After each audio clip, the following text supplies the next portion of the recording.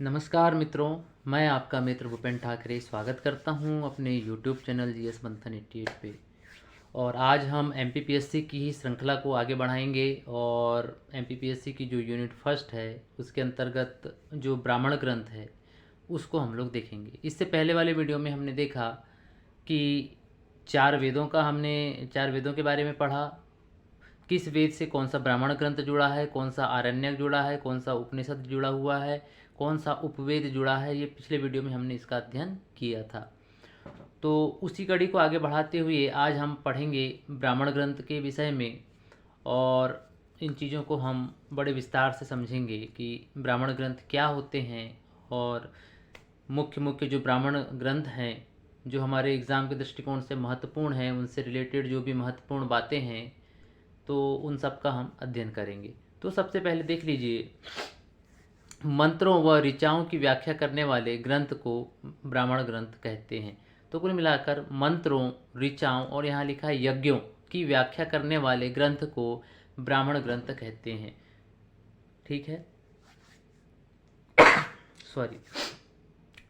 तो मंत्रों, ऋचाओं और यज्ञों की व्याख्या करने वाले ग्रंथ को ही ब्राह्मण ग्रंथ कहा जाता है। जैसा हमने इससे पहले पढ़ा कि जो वेद होते हैं, वेदों में बहुत सारी मंत्र होते हैं, ऋचाएँ होती हैं और यज्ञों से संबंधित जो हैं बातें और जो कर्मकांड से संबंधित जो बातें हैं वो कहाँ दी हुई होती हैं, हमारे वेदों में। तो उसको और अच्छे तरीके से जो डिस्क्राइब किया गया है वो ब्राह्मण ग्रंथ में उसको डिस्क्राइब किया गया है। मतलब वेदों की और बेहतर तरीके से जो व्याख्या की गई है वो ब्राह्मण ग्रंथ में की गई है। और ब्राह्मण ग्रंथ में जो कुछ कमी रह गई उसको फिर आरण्यक में सुधार किया गया, उसमें जो कमी रह गई तो उसमें उपनिषद में और उसको विस्तृत व्याख्या करके और बेहतर तरीके से प्रस्तुत किया गया। तो ये एक सारी चीज़ें ऐसे आपस में इंटरलिंक हैं, आपस में जुड़ी हुई हैं।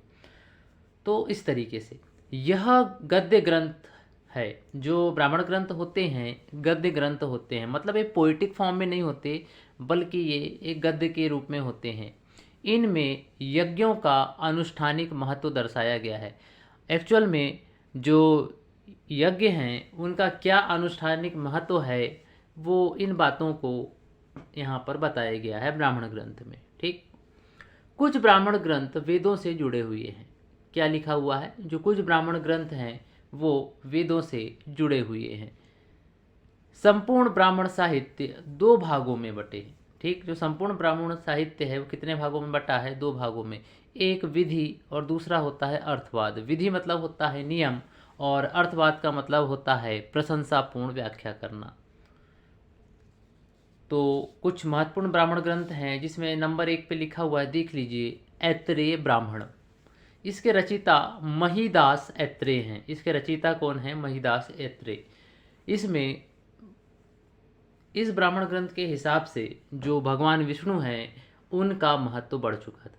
ठीक, किसका महत्व बढ़ा? भगवान विष्णु का महत्व बढ़ा और इसमें बताया गया कि भगवान विष्णु सर्व प्रमुख देवता हैं। ठीक, इसके अलावा पुरोहित का भी यहाँ विशेष वर्णन किया गया है। मतलब पुरोहित का समाज में क्या महत्व है, मतलब उसके विशेष महत्व का यहाँ पर वर्णन किया गया है। मतलब दो पॉइंट क्या निकले कि भगवान विष्णु जो हैं उनके महत्व को बढ़ा चढ़ाकर यहाँ बताया गया और जो पुरोहित है उनके बारे में भी विशेष रूप से वर्णन किया गया।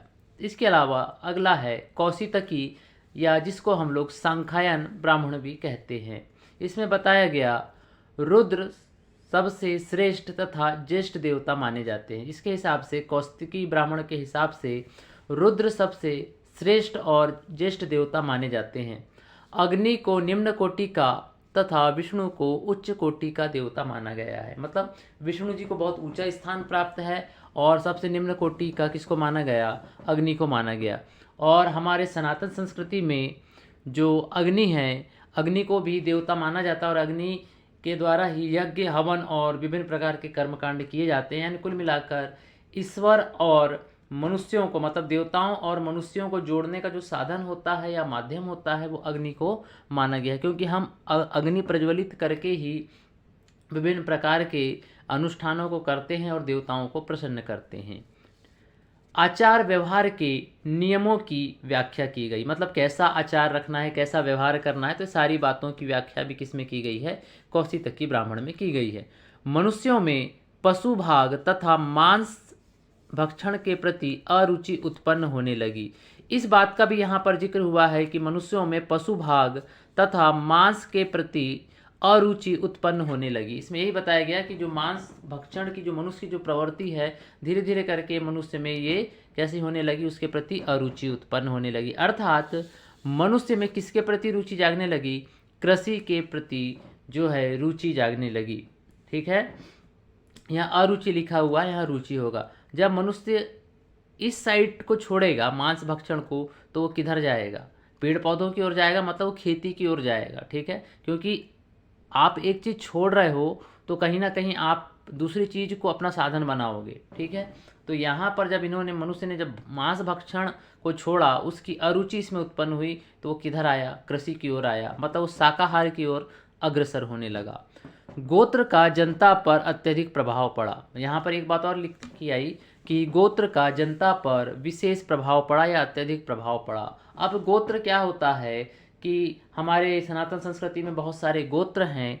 ठीक, और जो गोत्र प्रथा है ये हमको कहाँ देखने को मिलती है, उत्तर वैदिक काल में, और अथर्ववेद में हमको सबसे पहले गोत्र व्यवस्था देखने को मिलती है। बेसिकली जो गोत्र होते हैं वो अलग अलग ऋषियों के नाम पर इन गोत्रों का नाम रखा जाता है, और असल में गोत्र वह स्थान होता है जहाँ पर गऊ को बांधा जाता है। ठीक है, तो जहाँ पर गौ को बांधा जाता है वह स्थान गोत्र कहलाता है, और वहीं से फिर ये गोत्र व्यवस्था जन्म लेती है। जैसे ब्राह्मणों में बहुत सारे गोत्र होते हैं, कानकुब्ज, सरयूपारी, सनाड्य, तो ये सारे जो हैं गोत्र होते हैं ब्राह्मणों के। ठीक है, वह बहुत सारे गोत्र हैं जिसमें वशिष्ठ भी है ना। खैर छोड़िए, इसके अलावा सकवरी छंद का यहाँ हमको वर्णन देखने को मिलता है। तो जो कौशितकीय या संख्यायन ब्राह्मण है, इसमें एक हमको छंद का वर्णन मिलता है जिसका नाम है सकवरी छंद। इसके अलावा हम देखें शतपथ ब्राह्मण। शतपथ ब्राह्मण में ही कहा गया स्त्री को अर्धांगिनी, मतलब स्त्री को क्या माना गया, अर्धांगिनी, मतलब पुरुष का आधा अंग माना गया है। अब हम कहीं भी अक्सर आप देखते होंगे जो भगवान शंकर है उनका अर्धनारीश्वर अवतार हमको देखने को मिलता है, जिसमें उनका एक भाग पुरुष का और एक भाग महिला का दिखाता है। मतलब एक में भाग में माता पार्वती और दूसरे में भगवान शंकर स्वयं होते हैं। तो मतलब पूरी जो सृष्टि की उत्पत्ति हुई है नर और नारी के मिलने से ही हुई है। ठीक, वैदिक साहित्य में ऋग्वेद के बाद शतपथ ब्राह्मण का स्थान आता है।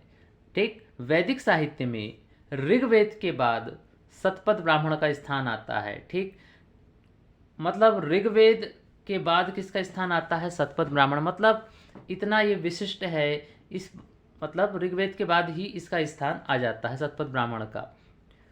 इसके अलावा शुक्ल यजुर्वेद को 2 शतपथ ब्राह्मणों में बांटा गया है। मतलब जो शुक्ल यजुर्वेद है उसके 2 शतपथ ब्राह्मण हैं, एक का नाम है मध्य दीन और दूसरे का नाम है काण्व। मध्य दीन और काण्व शतपथ ब्राह्मण के रचिता थे याज्ञवल्क्य। ठीक, गांधार, शल्य, कौन कैकई, कुरु, पांचाल, कौशल आदि राजाओं का यहाँ पर हमको उल्लेख देखने को मिलता है। मतलब शतपथ ब्राह्मण में ये विभिन्न प्रकार के जो राजा हैं इनका उल्लेख भी हमको देखने को मिलता है। ठीक, ऋग्वेद के बाद वैदिक साहित्य का सबसे बड़ा ग्रंथ जो है वो शतपथ ब्राह्मण को माना गया है। इसी हिसाब से वैदिक साहित्य में ऋग्वेद के बाद किसका स्थान आता है, शतपथ ब्राह्मण का स्थान आता है। 100 अध्याय होने के कारण इसे शतपथ ब्राह्मण नाम दिया गया। उर्वशी और पुरुरवा का वृतांत भी हमको देखने को मिलता है। शतपथ ब्राह्मण में ही उर्वशी और पुरुरवा का वृतांत भी हमको देखने को यहाँ पर मिलता है। अश्वमेघ यज्ञ का वर्णन भी यहाँ देखने को मिलता, मतलब अश्वमेघ यज्ञ की यहाँ पर चर्चा हुई है। और आपने देखे होंगे अश्वमेघ यज्ञ वह यज्ञ होता था कि इसमें कोई राजा अपने घोड़े को छोड़ देता था और उसके माथे पे लिख दिया जाता था कि जो भी इस अश्वमेध यज्ञ के घोड़े को पकड़ेगा उसे हमारे साथ युद्ध करना पड़ेगा। जैसे कि आपने रामायण में देखे होंगे कि भगवान राम ने जब अश्वमेध यज्ञ किया तो लव और कुश ने उनके घोड़े को पकड़ लिया था। उसके बाद में फिर भगवान राम की सेना और लव कुश के बीच में युद्ध होता है, और बाकी कहानी तो फिर आपको मालूम ही है। फिर अगला देखते हैं तैत्तिरीय ब्राह्मण, मतलब 83 अध्याय होने के कारण इसका नाम तैत्तिरीय ब्राह्मण हुआ। वराह अवतार का वर्णन भी हमको तैत्तिरीय ब्राह्मण में देखने को मिलता है। और याद रखेंगे उदयगिरी मतलब विदिशा, मध्य प्रदेश के विदिशा में उदयगिरी की जो गुफा नंबर 5 है उसमें भी वराह की मूर्ति हमको देखने को मिलती है। ये क्वेश्चन भी आपसे पूछा जा सकता है।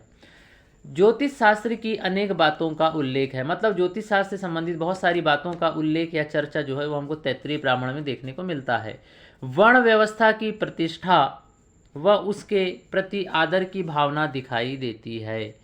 मतलब यहाँ पर वर्ण व्यवस्था को बड़े अच्छे ढंग से प्रस्तुत किया गया है, और यहाँ पर वर्ण व्यवस्था के जो अच्छे तत्व हैं उनको दिखाया गया है। मतलब यहाँ वर्ण व्यवस्था को गलत नहीं माना गया है, बल्कि वर्ण व्यवस्था को बड़े उचित ढंग से प्रस्तुत किया गया है। और मतलब उस समय की व्यवस्था को दिखाता है जब समाज में जो वर्ण व्यवस्था थी वो कर्म आधारित थी, न कि जाति आधारित। ठीक, यह कृष्ण यजुर्वेद से संबंधित है। याद रखेंगे यह किस यजुर्वेद से संबंधित है? कृष्ण यजुर्वेद। यजुर्वेद दो प्रकार के हैं, एक शुक्ल यजुर्वेद और दूसरा है कृष्ण यजुर्वेद। ठीक, इसके अलावा हम चीज़ों को आगे देखते हैं।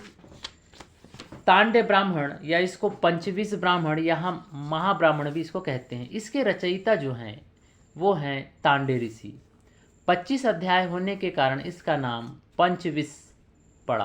पंच और विष, विष यानी 20 और पंच मतलब 5।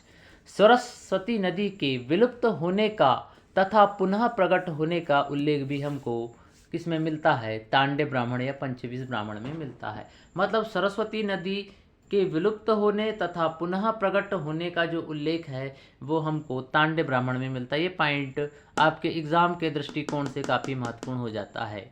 इसके अलावा आगे देखें षड्विश ब्राह्मण। षड और विष क्या लिखा हुआ है? षड्विश। षड यानी कितना होता है? 6, और विष मतलब 20, तो 26। यह सामवेद की कौथुमीय शाखा से संबंधित है। यह सामवेद की कौथुमीय शाखा से संबंधित है। एक नॉर्मल पॉइंट आप इसको याद रखेंगे। इसमें भूकंप, अकाल की चर्चा, मतलब प्राकृतिक आपदा प्रबंधन पर चर्चा की गई है। षड्विश ब्राह्मण में बताया गया कि प्राकृतिक जो भी तकलीफ़ें हैं या प्राकृतिक जितनी भी घटनाएं घटती हैं, चाहे वो भूकंप हो, अकाल हो, उसके समय हमको कैसी क्या व्यवस्थाएं करनी चाहिए, ये भी हमको कहाँ देखने को मिलता है? षड्विश ब्राह्मण में देखने को मिलता है। और आज हम लोग क्या पढ़ते हैं अपने सिलेबस में? डिजास्टर मैनेजमेंट पढ़ते हैं, प्राकृतिक आपदा प्रबंधन पढ़ते हैं।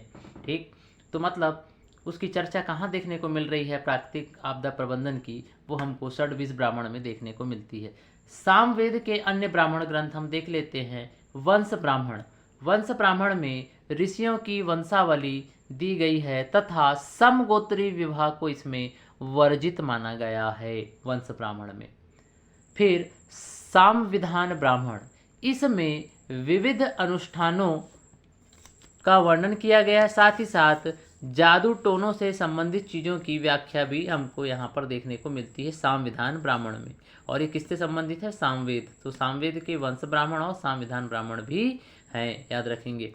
इसके अलावा अगला जो ब्राह्मण है, ब्राह्मण ग्रंथ है, वो है जैमिनीय ब्राह्मण। मतलब इसमें इंद्रियों से संबंधित ज्ञान की बातें बताई गई हैं। इंद्रियों से संबंधित जो भी ज्ञान की बातें हैं कि मतलब हमको अपनी पांचों इंद्रियों को किस तरीके से अपने वश में रखना चाहिए, नियंत्रण में रखना चाहिए, सारी बातें हमको जैमिनी ब्राह्मण में देखने को मिलती हैं। एक फेमस कोटेशन है, आपने भी सुना होगा, ऊंचा मत बोलो दीवारों के भी कान होते हैं। तो यह जो सूक्ति है या जो कोटेशन है, जो लाइन है, हम लोग कई बार इस्तेमाल करते हैं। ये पहली बार कहाँ देखने को मिली? तो ये हमको देखने को मिली थी कहाँ पर? जैमिनीय ब्राह्मण में हमको देखने को मिली। इसके अलावा गोपत ब्राह्मण, इसके रचयिता गोपत ऋषि थे। इसके दो भाग थे, पूर्व गोपत और उत्तर गोपत। आगे हम देखें, इसमें अथर्ववेद को अधिक महत्व दिया गया है। मतलब गोपद ब्राह्मण में किसको अधिक महत्व दिया गया है? अथर्ववेद को अधिक महत्व दिया गया है। इसमें ओमकार तथा गायत्री मंत्र की महिमा का वर्णन किया गया है। मतलब ओमकार और गायत्री मंत्र की महिमा का यहाँ पर वर्णन हमको देखने को मिलता है। कैवल्य अर्थात मोक्ष की अवधारणा का भी यहाँ पर उल्लेख किया गया है। आगे कुछ पॉइंट हैं, देख लें। शुक्ल यजुर्वेद से बृहदारण्यक उपनिषद तथा ईशोपनिषद संबंधित हैं। ब्राह्मण ग्रंथ ब्राह्मणों की रचना है, जबकि उपनिषद या जो वेदांत हैं वो क्षत्रियों की रचना मानी जाती है। ईशोपनिषद सबसे प्राचीन व लघु उपनिषद है। इस बात को हम ध्यान रखेंगे, क्योंकि अगला जो वीडियो बनेगा वो उपनिषद के ऊपर बनेगा और हम जो है उपनिषद की बड़ी विस्तार से चर्चा करेंगे।